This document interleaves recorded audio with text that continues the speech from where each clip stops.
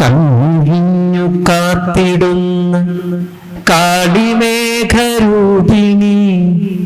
കൈതൊഴുന്നൊരാശ്രിതരെ കൈവിടാത്തൊരമ്പികേ,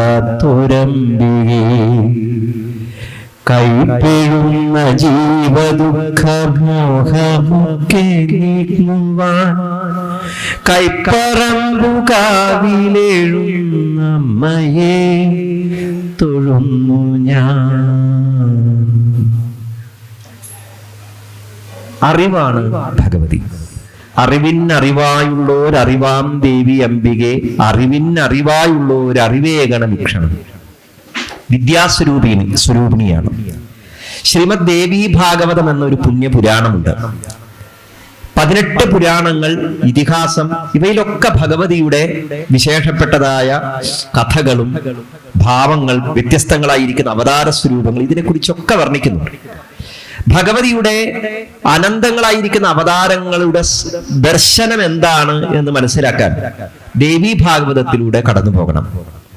ദേവീ ഭാഗവതത്തിൽ ആദ്യമേ തന്നെ ഭഗവതിയെ സ്തുതിക്കുന്നത് സർവചൈതന്യ രൂപാം താമാദ്യാം വിദ്യാം ച ധീമഹി ബുദ്ധിം യാന പ്രചോദയാൽ. ഈ ദേവി ഗായത്രിയിലൂടെയാണ്.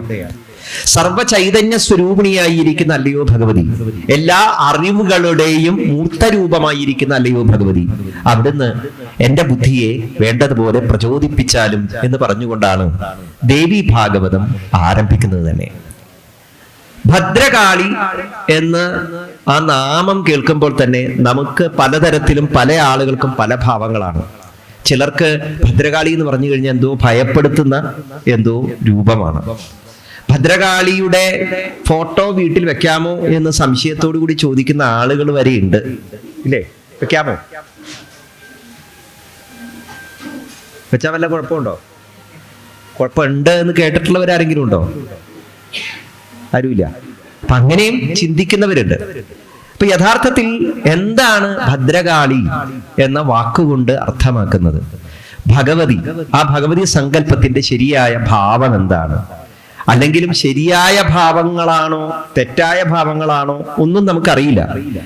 ഭക്രേച്ഛോപാത്തദേഹായ സ്വച്ഛന്തോപാത്തദേഹായ, ഇങ്ങനെയാണ് ഈശ്വരന്മാരെ വിശേഷിപ്പിക്കുന്നത്.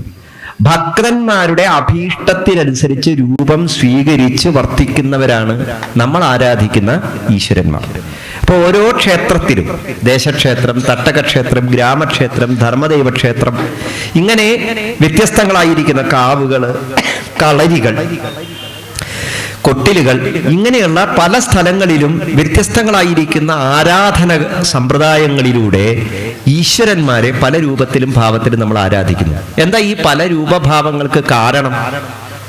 പല രൂപഭാവങ്ങൾക്ക് കാരണം നേരത്തെ പറഞ്ഞ വിശേഷണമാണ് ഭക്തേച്ഛോപാത്തദേഹായ. ഭക്തന്മാരെ ഏത് രൂപത്തിലാണോ കാണാൻ ആഗ്രഹിക്കുന്നത് ആ രൂപത്തിൽ ആ ഈശ്വരന്മാര് നമുക്ക് മുമ്പിൽ പ്രത്യക്ഷപ്പെടുന്നു എന്നാണ് സങ്കല്പം. ശ്രീമദ് ഭാഗവതം തുടങ്ങുമ്പോൾ തന്നെ വളരെ പ്രധാനപ്പെട്ടതായ പ്രപഞ്ച സൃഷ്ടിയെക്കുറിച്ച് പറയുന്നുണ്ട്.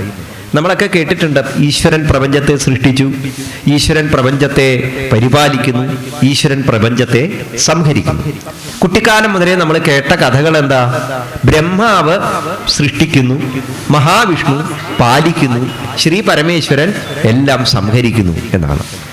അതിനെ നമ്മളൊക്കെ ധരിച്ചത് എന്താ? സൃഷ്ടിക്കുക എന്ന് പറഞ്ഞാൽ ഇതൊക്കെ ഓരോന്നും ഉണ്ടാക്കിയെടുക്കുക, ഈ പ്രപഞ്ചത്തെ ഉണ്ടാക്കിയെടുക്കുക, അല്ലേ? അത് കഴിഞ്ഞ് മഹാവിഷ്ണു ഈ ഉണ്ടാക്കിയതിനെയൊക്കെ പരിപാലിക്കുന്നു, ശിവനോ ഇതൊക്കെ സംഹരിക്കുന്നു. എന്ന് വെച്ചാൽ എന്താ? ഒക്കെ നശിപ്പിച്ച് കളയുന്നു എന്നർത്ഥം. അപ്പൊ ഡിസ്ട്രോയർ എന്നൊക്കെയാണ് ഇംഗ്ലീഷിൽ ഇതിനെയൊക്കെ പറയാം. നമ്മൾ കുട്ടിക്കാലത്ത് കേൾക്കുന്ന കഥകൾ അങ്ങനെയാണ് നമ്മുടെ മനസ്സിലെ ഭാവനകൾ തന്നിരിക്കുന്നത്. സത്യത്തിൽ ഈ പുരാണങ്ങളിലേക്കും ഈ ഉപനിഷത്തുകളിലേക്കും ഈശ്വര സങ്കല്പങ്ങളിലേക്കും ആഴ്ന്നിറങ്ങുമ്പോഴാണ് ആ കഥകൾ നമുക്ക് പറഞ്ഞു തന്ന ശരിയായ സന്ദേശം എന്താണെന്ന് മനസ്സിലാവുക. എന്താ യഥാർത്ഥത്തിൽ സൃഷ്ടി എന്ന് പറഞ്ഞാൽ? പ്രപഞ്ചത്തെ ഈശ്വരൻ സൃഷ്ടിച്ചു എന്നല്ല പറയുന്നത് യഥാർത്ഥത്തിൽ പുരാണങ്ങൾ. നമ്മുടെ ഭാരതീയ സങ്കല്പം അനുസരിച്ച് പ്രപഞ്ചത്തെ ഈശ്വരൻ സൃഷ്ടിച്ചു എന്നല്ല, പിന്നെയോ ഈ പ്രപഞ്ചം സ്വയം ഈശ്വരനാണ് എന്നാണ്. ഈശ്വരൻ സ്വയം പ്രപഞ്ചമായി പരിണമിച്ചു എന്നാണ് സങ്കല്പം.